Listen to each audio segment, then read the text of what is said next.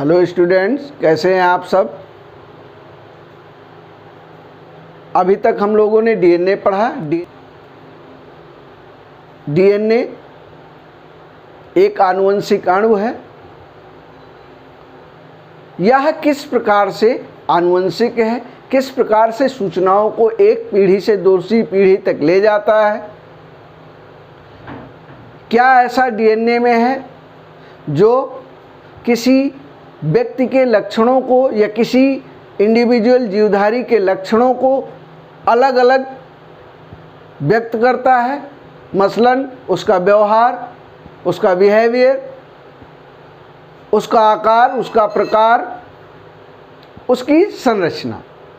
इन सब के जवाब के लिए आज हम लोग एक नए चैप्टर के विषय में अध्ययन करेंगे, gene expression and regulation of gene, या जीन प्रकटन और उसका नियमन। लेकिन इससे पहले आपने हमारे चैनल को सब्सक्राइब नहीं किया है तो सब्सक्राइब जरूर कर लें और बेल आइकन को दबा दें, जिससे आने वाला वीडियो आपको तुरंत ही प्राप्त हो। आइए हम लोग इसके अंतर्गत जीन क्या होता है, जीन की परिभाषा, जीन और प्रोटीन में संबंध क्या है, central dogma of molecular biology, अणुजैविकी का केंद्रीय सिद्धांत, और प्रोटीन संश्लेषण में आरएनए का क्या योगदान है, इस सब के संबंध में चर्चा कर लें। सबसे पहले हम लोग जीन की परिभाषा क्या है। देखिए, डीएनए के जो खंड हैं, छोटे छोटे खंड हैं, उन्हीं को हम जीन कहते हैं। डीएनए के छोटे छोटे खंडों को जीन कहते हैं। जीन जो है वो डीएनए के सक्रिय खंड हैं। जीन डीएनए के सक्रिय खंड हैं और इन्हीं खंडों को हम जीन कहते हैं। यदि हम जीन को एक लाइन में परिभाषित करें तो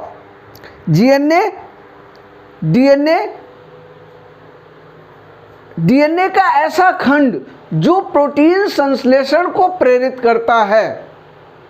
डीएनए का ऐसा खंड जो प्रोटीन संश्लेषण को प्रेरित करता है, उस खंड को हम क्या कहते हैं, उस खंड को हम जीन कहते हैं।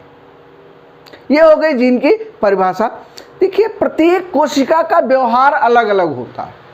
किसी भी जीवधारी में यदि एक ही जीवधारी है तो उसमें भी कोशिका का बिहेवियर बहुत अलग अलग होता है। यह बिहेवियर अलग अलग क्यों होता है?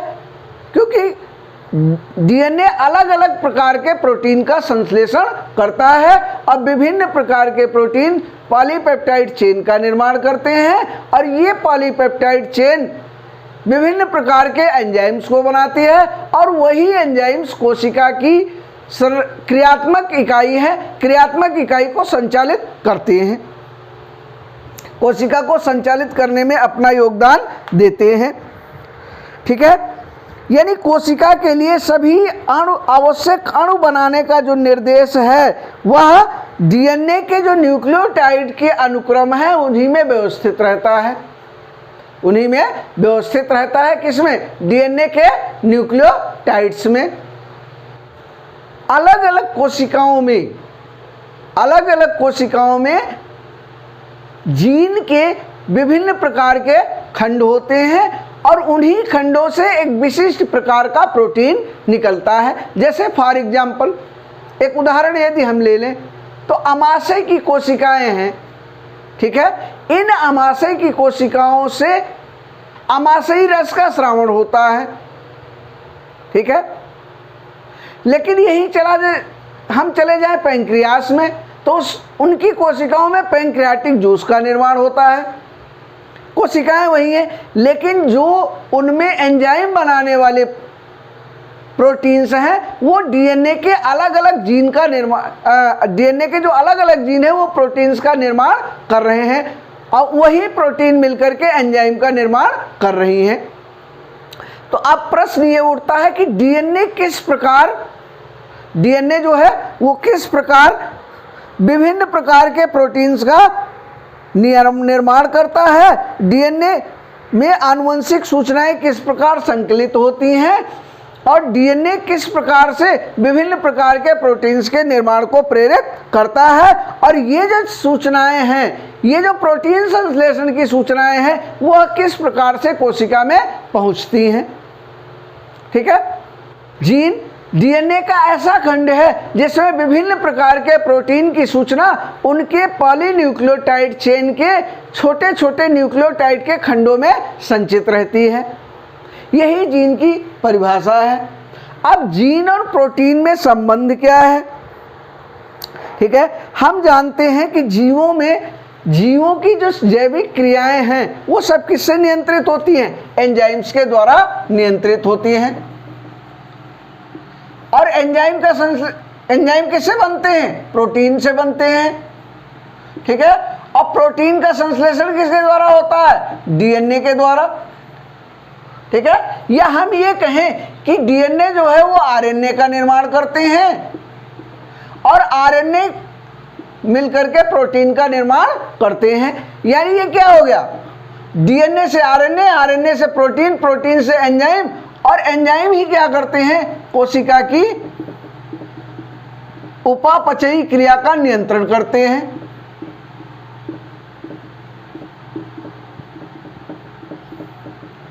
उपापचयी क्रिया का नियंत्रण करते हैं कौन? एंजाइम्स। विभिन्न प्रकार के उपापचय का नियंत्रण करते हैं। ठीक है। एंजाइम क्या है? एंजाइम प्रोटीन के बने बृहद अणु हैं। क्या है? बृहद अणु। किसके बने? प्रोटीन के बने। एंजाइम प्रोटीन के बने बृहद अणु हैं। और ये किससे बने होते हैं? प्रोटीन्स किससे बने होते हैं? प्रोटीन विभिन्न प्रकार के अमीनो एसिड से मिलकर बनते हैं। विभिन्न प्रकार के अमीनो एसिड से मिलकर के बनते हैं। और ठीक है, और ये अमीनो अम्ल किस क्रम में जुड़ करके प्रोटीन का निर्माण करेंगे? अमीनो अम्ल का एक विशिष्ट क्रम होता है, और ये विशिष्ट क्रम में जुड़कर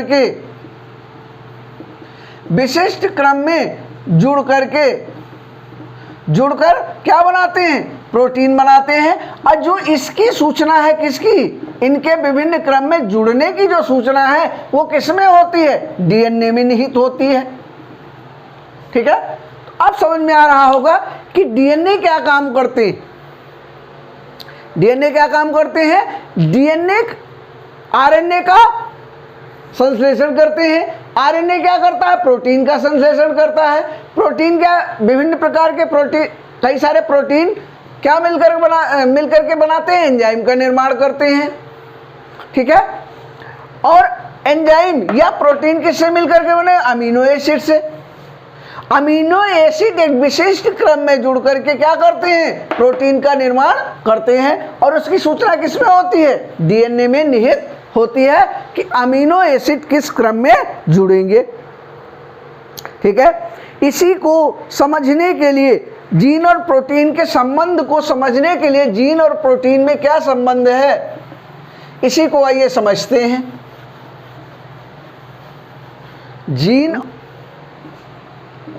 जीन और प्रोटीन में क्या संबंध है?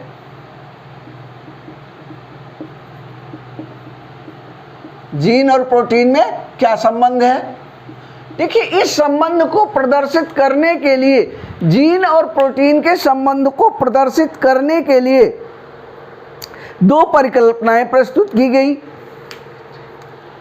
पहली परिकल्पना है एक जीन एक एंजाइम। एक जीन एक एंजाइम।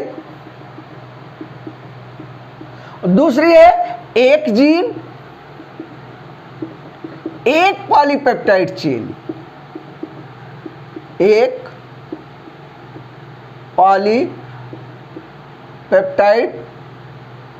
पॉलीपेप्टाइड, एक जीन एक एंजाइम और एक जीन एक पॉलीपेप्टाइड हाइपोथेसिस।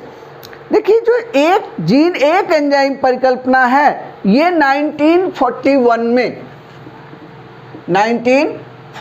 में बीडल और टेटम नामक वैज्ञानिकों ने प्रस्तुत की। इन्होंने किस पे एक्सपेरिमेंट किया? न्यूरोस्पोरा नामक कवक पर।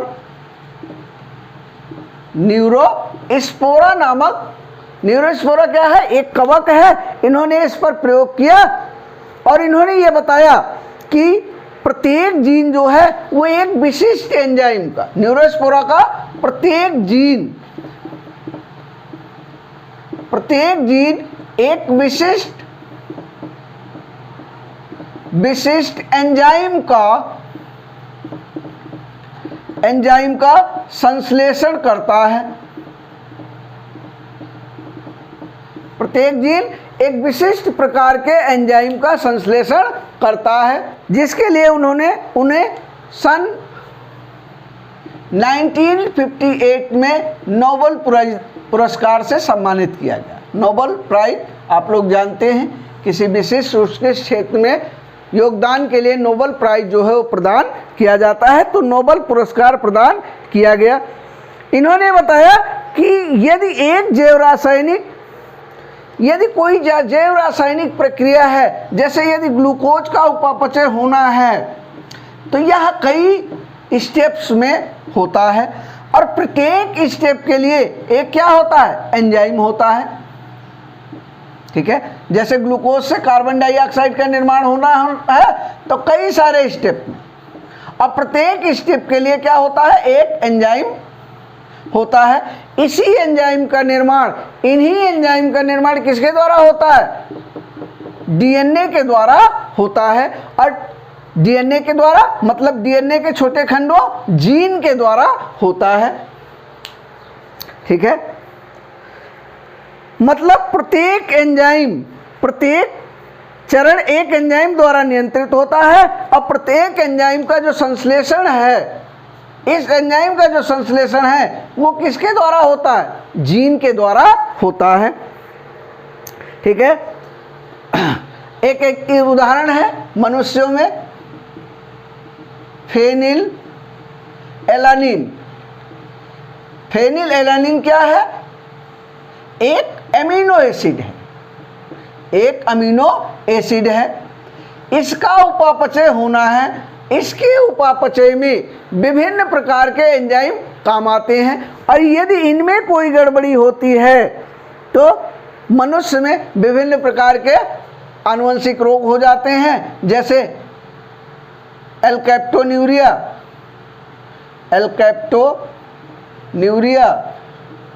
फिनाइल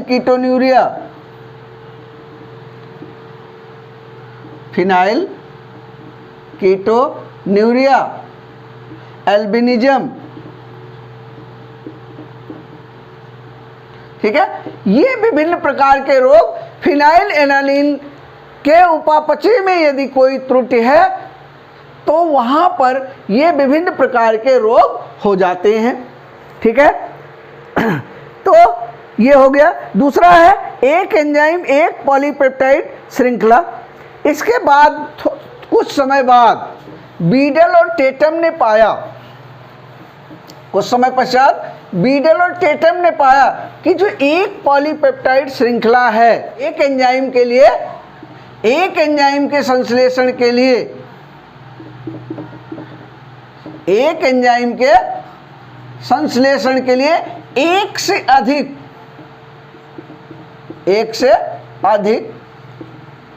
पॉलीपेप्टाइड श्रृंखलाएं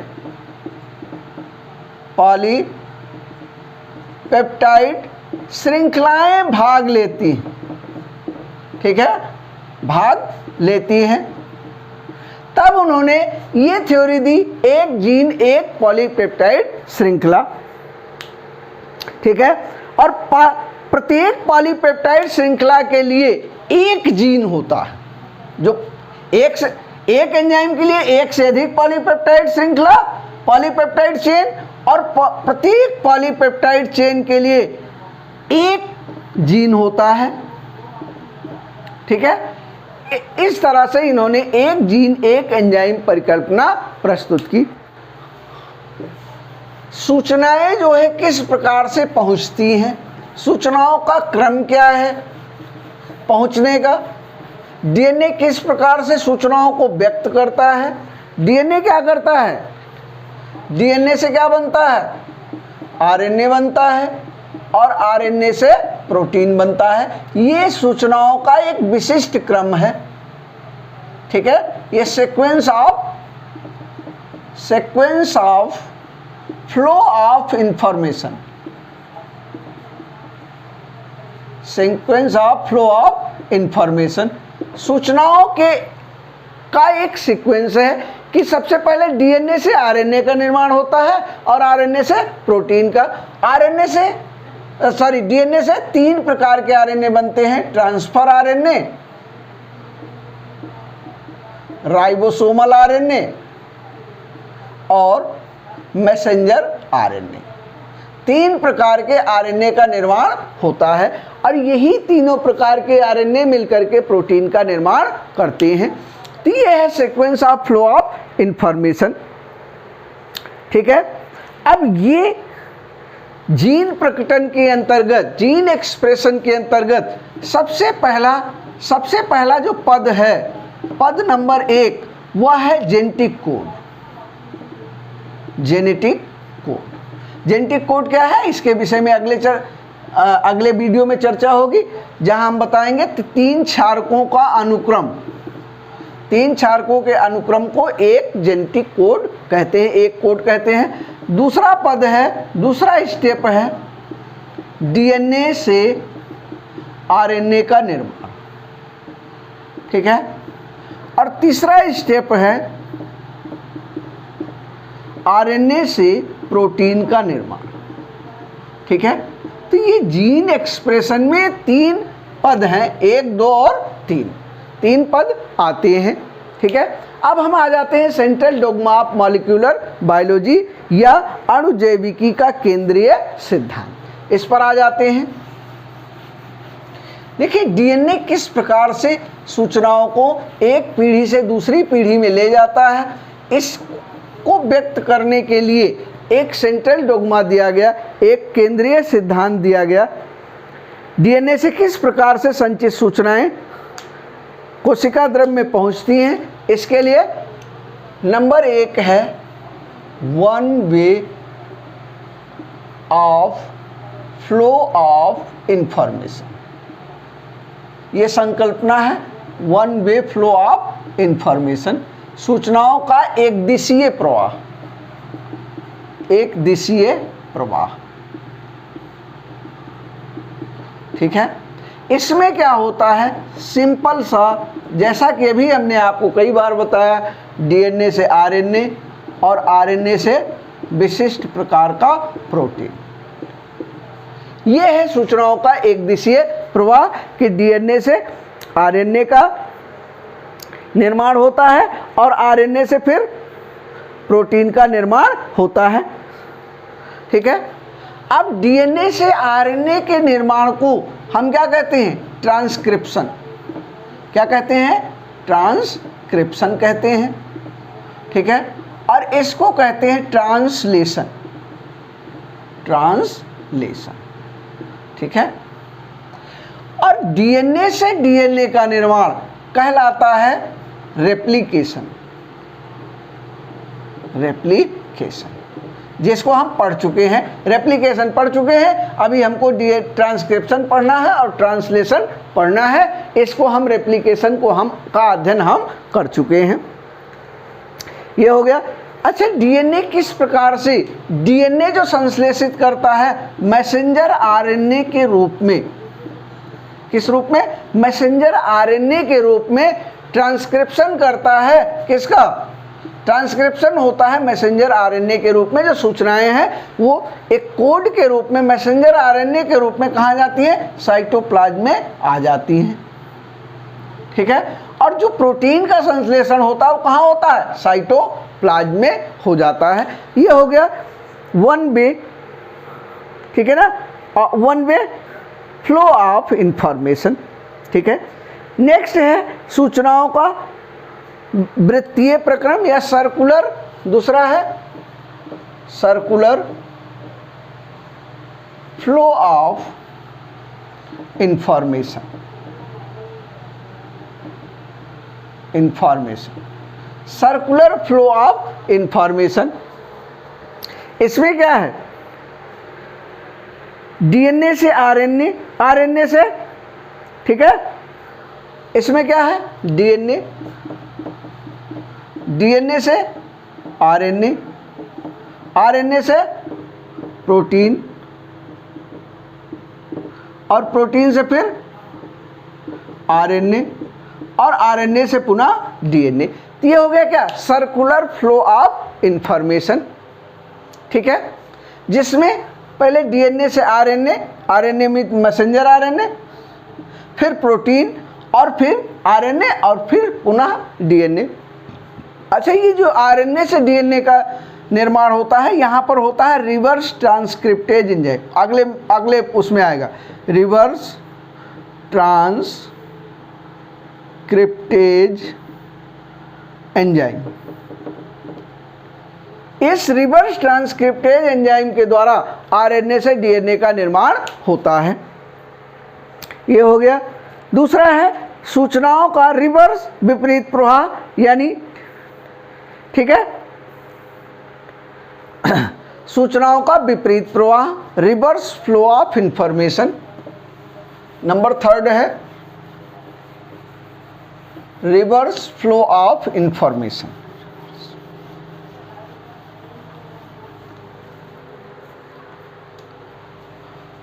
तीसरा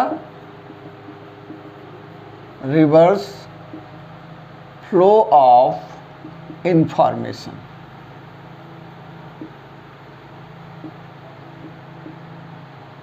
रिवर्स फ्लो ऑफ इंफॉर्मेशन, सूचनाओं का वृत्तीय प्रवाह,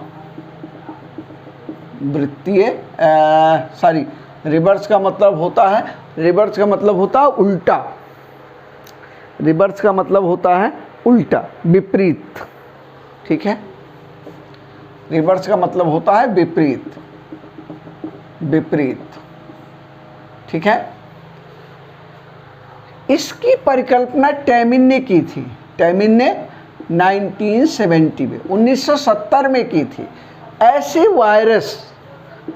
वायरसेस जिनमें आरएनए क्या है, आरएनए आनुवंशिक पदार्थ है, ऐसे वायरसेस जिनमें आरएनए आनुवंशिक पदार्थ है, उनमें क्या होता है, उनमें कैसे सूचनाओं का प्रवाह होता है।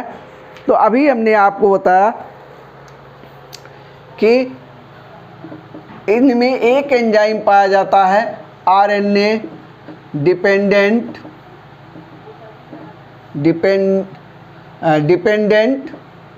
डीएनए पॉलीमरेज, ये एंजाइम होता है, या इसको हम रिवर्स ट्रांसक्रिप्टेज भी कहते हैं, रिवर्स ट्रांसक्रिप्टेज। अभी हमने आपको बताया थोड़ी देर पहले, रिवर्स ट्रांसक्रिप्टेज एंजाइम, ठीक है। रिवर्स ट्रांसक्रिप्टेज एंजाइम होता है जो क्या काम करता है, आरएनए से डीएनए संश्लेषण का नियमन करता है, ठीक है, आरएनए से डीएनए का। अब ये है आरएनए, आरएनए से क्या बनता है, डीएनए बनता है, ठीक है, डीएनए बनता है, डीएनए से फिर डीएनए बनता है, ठीक, और फिर आरएनए से प्रोटीन का संश्लेषण होता है। इस तरह से, यानी जिनमें आरएनए क्या है, आरएनए एक आनुवंशिक पदार्थ है, और ये डीएनए का रेप्लिकेशन, ठीक है। अब डीएनए से आरएनए का निर्माण, ये क्या हो गया, ट्रांसक्रिप्शन,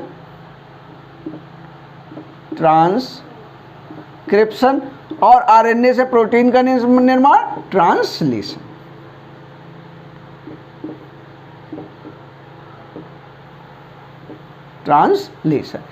यानी जिनमें आरएनए आनुवंशिक पदार्थ है, ऐसा जंतु में कौन सा वायरस है, एड्स का वायरस। एड्स के वायरस में आरएनए क्या है, आरएनए आनुवंशिक पदार्थ है, ठीक है। और इसके साथ रिवर्स ट्रांसक्रिप्टेज एंजाइम जुड़ा होता है, जो सेल में एंट्री करते ही, कोशिका में एंटर करते ही तुरंत ही क्या करता है, तुरंत ही आरएनए से डीएनए का निर्माण करता है। तब जो डीएनए है वो जाकर के होस्ट सेल के डीएनए के साथ जुड़ता है और पुनः डीएनए की प्रतिलिपियां बनाता है, और उस डीएनए से फिर आरएनए की प्रतिलिपियां बनाता है, और आरएनए से फिर पुनः प्रोटीन का संश्लेषण होता है। ठीक है, तो ये स्थिति होती है, ये व्यवस्था होती है रिवर्स फ्लो ऑफ इंफॉर्मेशन, सूचनाओं के विपरीत प्रवाह में। अब प्रोटीन संश्लेषण में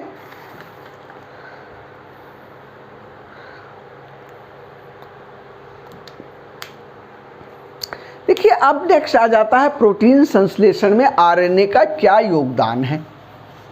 ठीक है, देखिए प्रोटीन संश्लेषण में आरएनए जो है वह बहुत महत्वपूर्ण भूमिका निभाता है। सबसे पहले तो जान लीजिए आरएनए का लक्षण क्या है। आरएनए में, जैसा कि हमने आपको पहले ही डीएनए आरएनए में अंतर बताते समय बताया था, आरएनए में क्या है, राइबो शुगर होती। ठीक है, शुगर, डीएनए में डीऑक्सीराइबो शुगर, जबकि आरएनए में क्या है, राइबो शुगर होती है। ठीक है, और आरएनए में राइबो, और एक और अंतर है, एडेनिन, ग्वानिन, साइटोसिन और थाइमिन के स्थान पर यूरेसिल होता है। ठीक है, ये जो नाइट्रोजनस बेस हैं, इनमें जो थाइमिन है, उस थाइमिन के स्थान पर क्या पाया जाता है, यूरेसिल पाया जाता है। और सबसे बड़ी बात, आरएनए जो है वो सिंगल स्टैंडर्ड होता है, सिंगल स्टैंडर्ड होता है, यानी एक ही स्टैंड होता है, और इसका स्टैंड कैसा होता है, 3 डिग्री से 5 डिग्री। ठीक है, इस तरह से 3 डिग्री टू 5 डिग्री। ठीक है, ये होता है। ठीक है, और आरएनए में प्यूरिन और पिरिमिडीन का अनुपात नहीं होता है। ठीक है, जब ये सिंगल स्टैंडर्ड है तो purine is equal to pyrimidine नहीं होता है, purine is equal to pyrimidine नहीं होता, जैसा कि डीएनए में पाया जाता है, यानी इसका अनुपात आरएनए में नहीं पाया जाता, प्यूरिन पिरिमिडीन के बराबर नहीं होता है। ठीक है, ये हो गया। उसके बाद राइबोन, डीएनए के जो पॉलीन्यूक्लियोटाइड हैं, ठीक है, डीएनए के जो राइबोन्यूक्लियोटाइड हैं, राइबोन्यूक्लियोटाइड, ठीक है, आरएनए के जो राइबोन्यूक्लियोटाइड हैं, उनके बीच में इंट्रामोलिक्यूलर पेयरिंग होती है, उनके बीच में इंट्रामोलिक्यूलर पेयरिंग होती। इसको हम एक सिंपल से चित्र द्वारा समझ लेंगे। अभी ट्रांसफर आरएनए आपको बताया जाएगा, ट्रांसफर आरएनए का क्लोवर लीफ मॉडल, तो उसमें ज़्यादा अच्छे समझ में आएगा। जैसे सपोज दैट ये आरएनए का मॉलिक्यूल है, ये आरएनए की श्रृंखला है, इनमें आपस में इंटरमोलिक्यूलर पेयरिंग हो जाती है, इस तरह से। ठीक है, इस तरह से इसमें आपस में ही पेयरिंग हो जाती है। इसीलिए जो आरएनए है वो लंबा सूत्र नहीं होता, आरएनए जो है वो लंबा सूत्र नहीं होता है, बल्कि क्या होती है, इनके जो न्यूक्लियोटाइड्स हैं, और न्यूक्लियोटाइड्स में क्या है, जो नाइट्रोजनस बेस हैं, उनमें इंट्रामोलिक्यूलर पेयरिंग हो जाती है, जिसके कारण से ये आपस में लिपट जाता है। ठीक है, डीएनए केवल आनुवंशिक पदार्थ है। ठीक है, देखिए डीएनए आनुवंशिक पदार्थ है, लेकिन आरएनए भी आनुवंशिक पदार्थ की तरह कार्य करता है। अभी हमने आपको बताया कि आरएनए किस प्रकार से आनुवंशिक पदार्थ की तरह कार्य करता है, किस में करता है, वायरसेज में। ठीक है, वायरसेज में, बहुत सारे वायरस में, प्लांट वायरस में बहुत सारे और कुछ जंतु वायरसों में भी अभी हमने आपको बताया कि आरएनए जो है वो आनुवंशिक पदार्थ का कार्य करता है। तो ये हो गया आरएनए का कुछ लक्षण। ठीक है, आरएनए के प्रकार, आरएनए के 3 प्रकार हैं, हमने आपको पहले ही बता दिया अभी। ट्रांसफर आरएनए, मैसेंजर आरएनए और राइबोसोमल आरएनए। ठीक है, इन तीनों आरएनए की संरचना हम बाद में पढ़ेंगे, थोड़ा सा बाद में पढ़ेंगे, थोड़ी सी अगले वीडियो में हम लोग इन तीनों की संरचना का अध्ययन हम लोग अगले वीडियो में करेंगे। वीडियो लंबा हो जाएगा, इसीलिए आज यहीं पर इसको समाप्त कर रहे हैं। अगले वीडियो में हम तीनों प्रकार के आरएनए के विषय में थोड़ा सा अध्ययन करेंगे, फिर हम लोग प्रोटीन संश्लेषण पर चले जाएंगे। मित्रों, आपको एक वीडियो कैसा लगा? अच्छा लगा हो तो इसको लाइक कर दें, शेयर कर दें। ठीक है, और चैनल को सब्सक्राइब भी कर लें यदि आपने नहीं किया है तो अति आवश्यक है करना। ठीक है, यहीं पर आज हम इस वीडियो को समाप्त कर रहे हैं। आप लोगों का बहुत बहुत